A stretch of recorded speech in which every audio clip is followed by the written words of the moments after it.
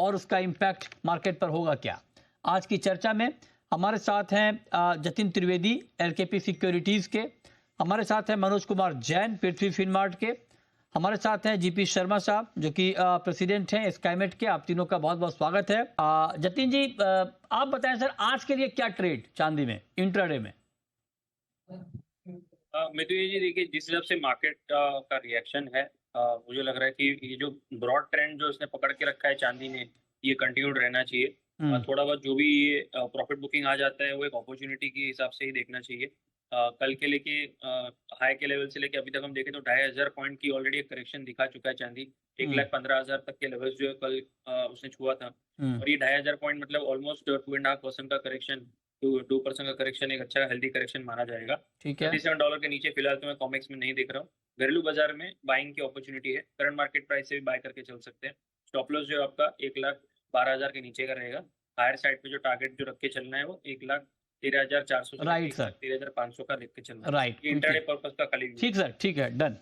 जतिन जी, आपकी call gold पर sir आज के लिए। इंट्राडे स्पेसिफिक अगर मुझे जी व्यू देखना है तो फिर से बाइंग की सलाह दूंगा मैं। कल की जो मुनाफा वसूली आई उसके बाद अपॉर्चुनिटी बाइंग की है। 98,250 से लेकर 98,300 तक के लक्ष्य के हिसाब से यहाँ पर बाइंग करना है। ठीक है सर, 98,000 के आसपास जो भी प्राइस चल रहा है वहाँ पे ही बाय करने की सलाह है। राइट, 97,850 के नीचे स्टॉप लॉस रहेगा। ठीक है। चलिए वक्त है ब्रेक का, ब्रेक के जतिन जी, आपका व्यू नेचुरल गैस पे सर, एनजी में कोई ट्रेड? मृत्यु जी, जिस हिसाब से पिछले 2-3 दिनों में अच्छी खासी बढ़त आई है नेचुरल गैस के प्राइसेस में, ये भी कहीं ना कहीं थोड़ा सा इम्पैक्ट करता है एनर्जीज मार्केट का जो न्यूज़ का फ्लो है रशिया के ऊपर। इसके कारण से थोड़ा सा ये भी नेगेटिव टेरिटरी में ट्रेड करते हुए देखने मिल रहा है। मुझे लग रहा है 290-292 के रेंज में जो है सपोर्ट ले लेगा। तो 292-293 के रेंज में आता है तब बाइंग कीजिए, और 288 के नीचे स्टॉप लॉस रखना है, और 297 से लेकर 299 तक के टारगेट रखना है।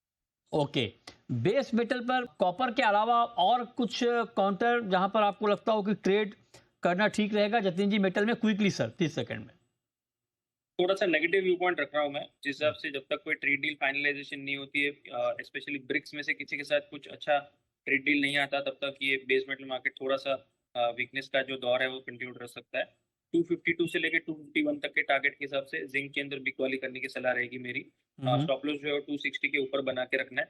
सेल ऑन राइज की रणनीति अपना है। 257 से लेकर 258 के बीच में सेल करके चल सकते हैं। 254, 253 इस तरह के टारगेट रखने हैं नीचे।